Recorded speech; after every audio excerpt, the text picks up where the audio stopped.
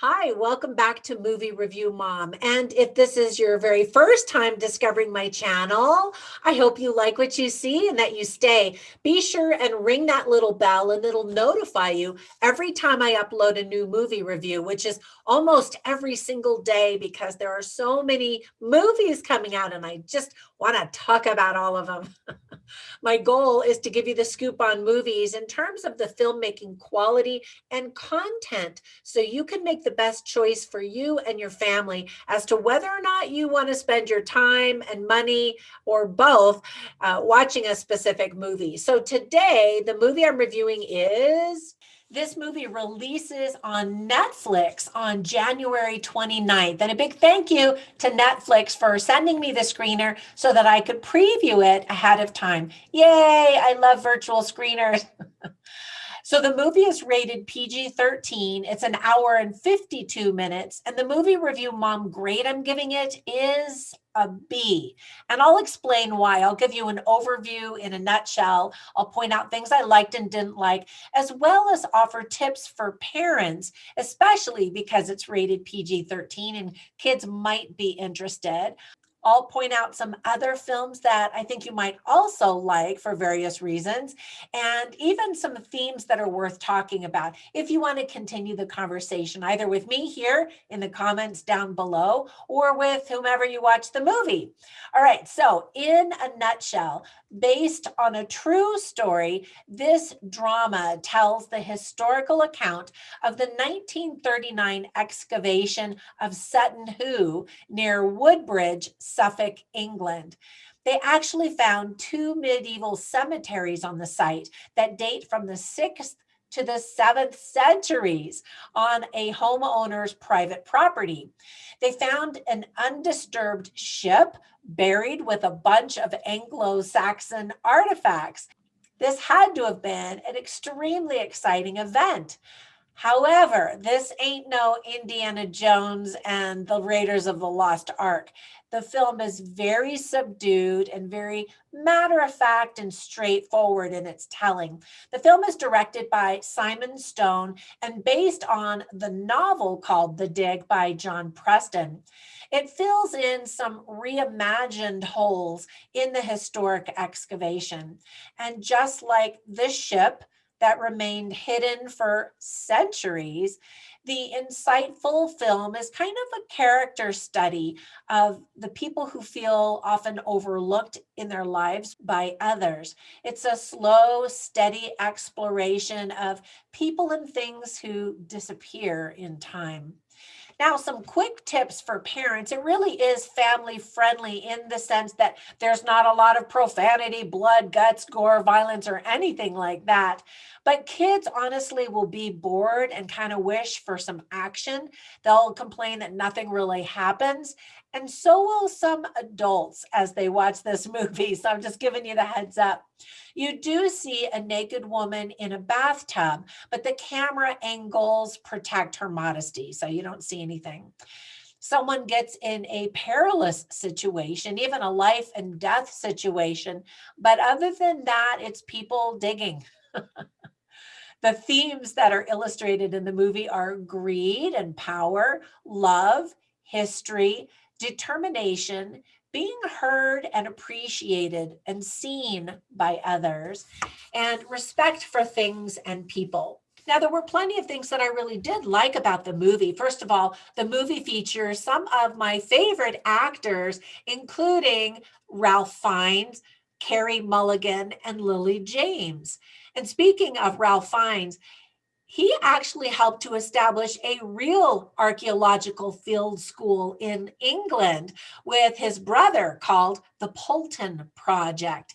It's a multi-period site that has special significance in England because of a medieval cemetery. And so students excavate every spring and summer on that site. That's super cool. I love that. I love when an actor is really passionately connected to a movie because of outside interests. Now, if you want to see two completely different performances by Carey Mulligan, you might want to check out the most recent movie she did called Promising Young Woman. She is sure to receive an Oscar nomination for her performance, her outstanding performance in that movie. However, you definitely want to watch my movie review of that film before you decide to watch it, because it's not for everyone. And there are some definite heads up moments that you need to be aware of. In that movie, she plays a young, vibrant, although disturbed woman. She's just beautiful. And in this movie, in The Dig, she looks a good 20 years older, kind of playing this older, dowdy, sickly woman, I thought. So I've always adored her. I just think she's beautiful and just such a beautiful actress to watch. A lot of the camera work in this movie looks like handheld because the scenes are shot up close and personal, which I think is a really good choice because it is such a character study of a film. The film is very well crafted and beautiful to look at as a period piece. But you need to be patient while the many layers of the story and its characters unfold very slowly. The emotive score by Stephen Gregory is lovely and effective, and you just might look at artifacts in a museum differently the next time you go to a museum. There were also some things that I didn't particularly like. First of all, as I mentioned, it's a very slow burn of a movie. While I love Ralph Fiennes, I really do, I kept wondering if he put a piece of cotton or something in his mouth to make him speak the way that he does in the movie. Every time he started to talk, I was distracted trying to figure out what was going on, what was different, and why he chose that particular style of speaking. You'll see what I mean if you see the movie. But don't get me wrong, I still absolutely adore him.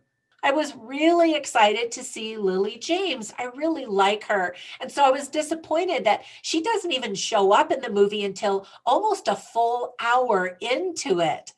I absolutely adored her performance in the Disney live action remake of Cinderella. I thought she was perfect and so lovely in that movie. So, one thing that kind of freaked me out a little bit in this movie is that in Cinderella, she plays the daughter of the actor Ben Chaplin. So, it was super weird seeing her kiss him as his wife in this movie. The age difference really got to me, and I didn't like their personalities together, which is actually part of the story. But I just wanted to see more of her in the movie, but not kissing her father. Not a lot happens in this movie because it's a very straightforward, almost dry telling of history. Again, I'm trying to give you the heads up. There's not a whole lot of humor or action, and there's really no specific villain other than time itself. And because of that, there's no urgency to the story. And perhaps that's intentional as time slowly marches on for all of us. And that might be one of the biggest takeaways and the feeling that you get when you watch the movie. All right, before we go, I wanted to point out a few other movies that I really like with Carey Mulligan in them. So one, as I mentioned, is A Promising Young Woman. But again, there's a heads up, and I want you to be forewarned as to what you're going to see in terms of content in that movie. But her performance is unbelievable. Other two movies I wanted to mention are Far From the Madding Crowd, which I think is one of the first movies I saw with her in it. And she's just so lovely, so sweet. And then another movie that I thought was really powerful and effective, that is also a period piece, is Suffragette. So both of those movies feature Carey Mulligan in all of her glory. She's a fantastic actress, and I think you'll really appreciate her in this movie as well. All right, that is it for my movie review. Thank you so much for subscribing. I really appreciate that. It's such a simple thing and such an easy, free way to support my growing channel. And also thank you to those who are going over to Patreon to support me there. I'm giving you big virtual hugs and kisses for your support. All right, if you watch this movie, I hope you enjoy it, and I will catch you in the next movie review. Bye for now.